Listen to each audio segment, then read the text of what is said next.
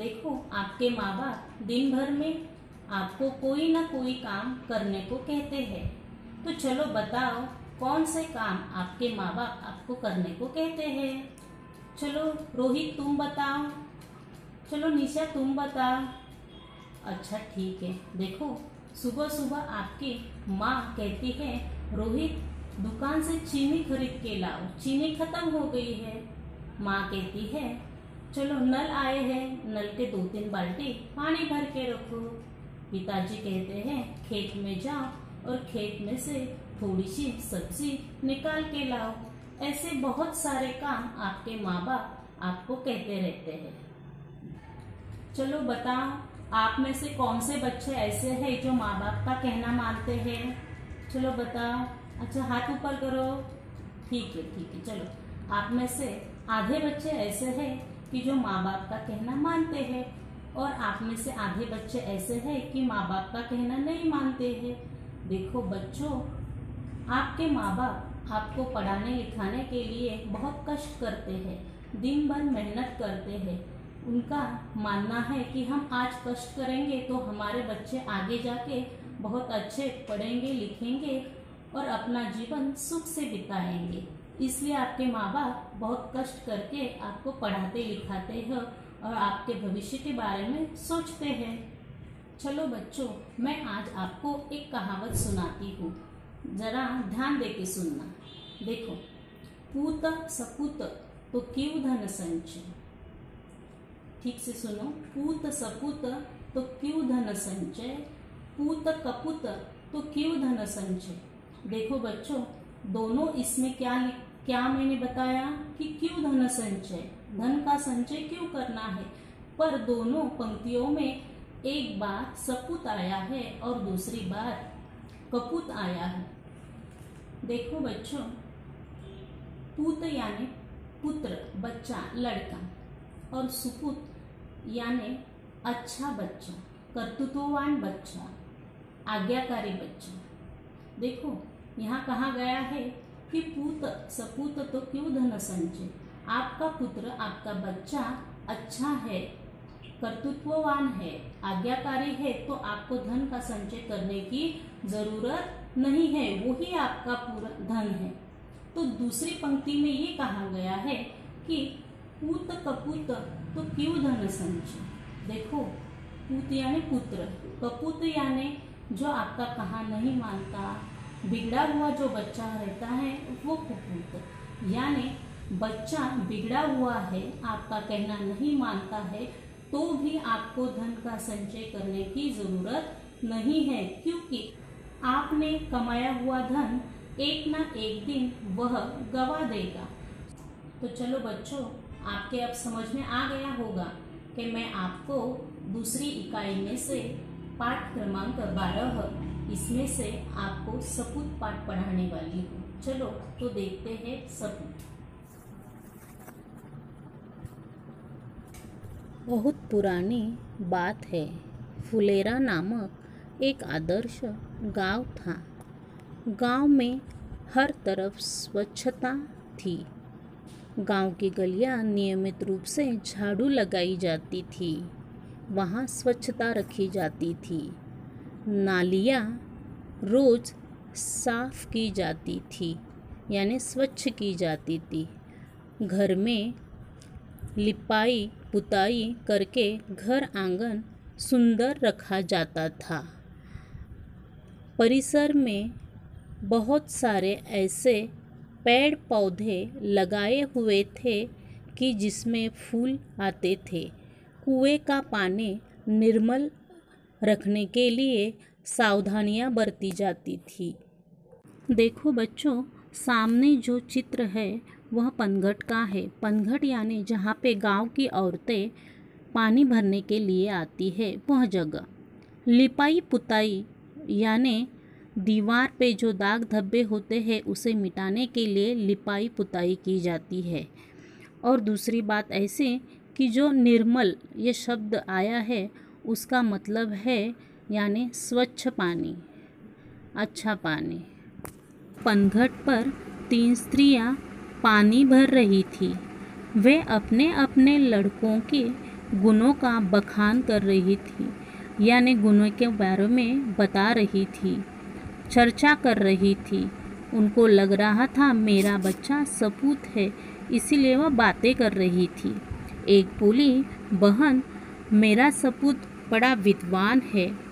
जब से वह शहर से पढ़कर आया है, चारों ओर धूम ही धूम मची है। वह बड़े बड़े बहुत सारे ग्रंथ पढ़ लेता है। वो कहती है कि मेरा बच्चा ग्रंथ पढ़ता है। आकाश में जो चांद तारे हैं वह देखकर वो उनके नाम बता सकता है और देश विदेश की सभी बातों का उसे पता है। यह सुनकर दूसरी स्त्री जोश में झट से आगे बढ़कर कहती है, उसे लगता है मेरा बच्चा भी सुपुत है और सबसे अच्छा है। अरे सखी, मेरा लाल जैसा बलि तो 10-5 गांव में दिखाई नहीं मिलेगा। 500 दंड बैठक वह रोज सुबह सुबह करता है। अखाड़े में जब ताल ठोककर उतर पड़ता है तो बड़े बड़े पहलवान तक उसका मुकाबला करने से घबराते हैं। यह मेरा सपूत है, ऐसी दूसरी औरत कहती है। फिर क्या हुआ? तीनों चुप हो गए। अब तीसरी स्त्री की बारी थी, पर वह चुप रही।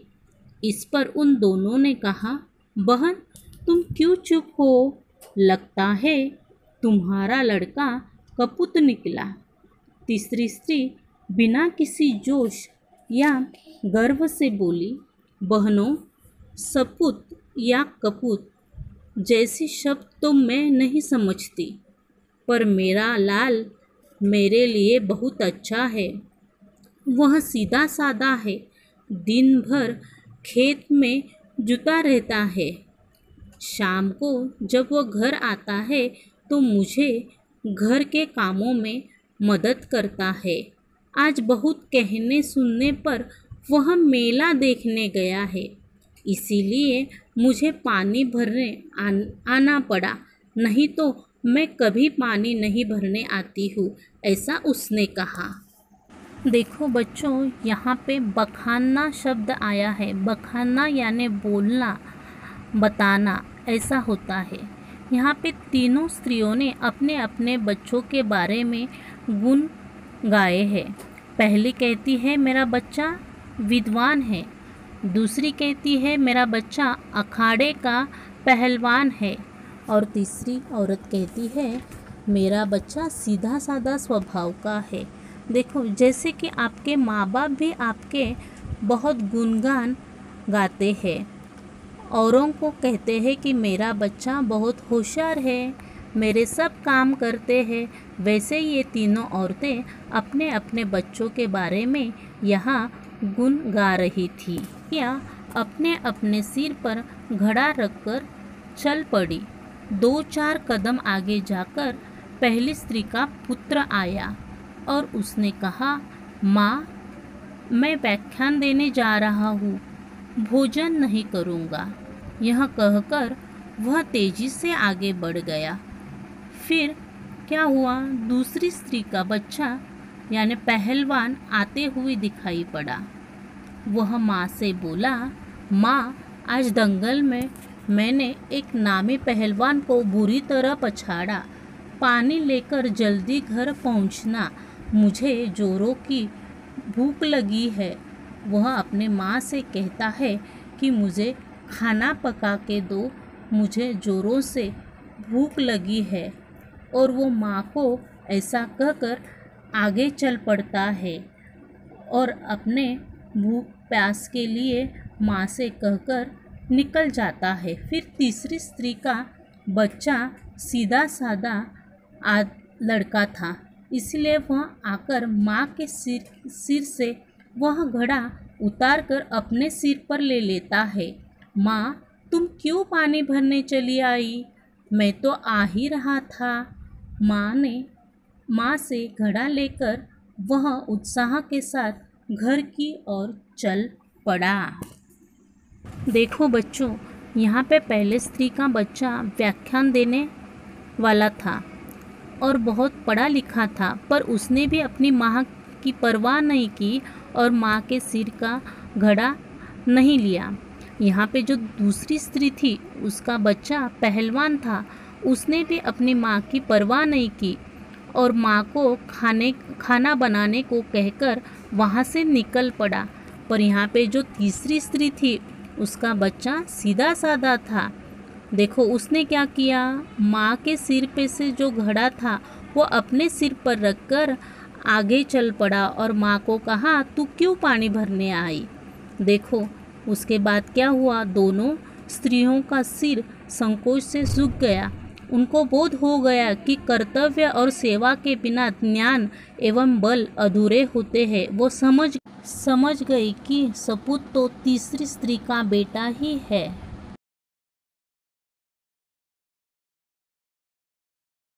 देखो बच्चों, आपके सामने 2 सवाल है, उसके जवाब आपको कॉपी में लिखने हैं। पहला सवाल, तीनों औरतों ने अपने अपने बेटों की कौन सी विशेषताएं बताई है।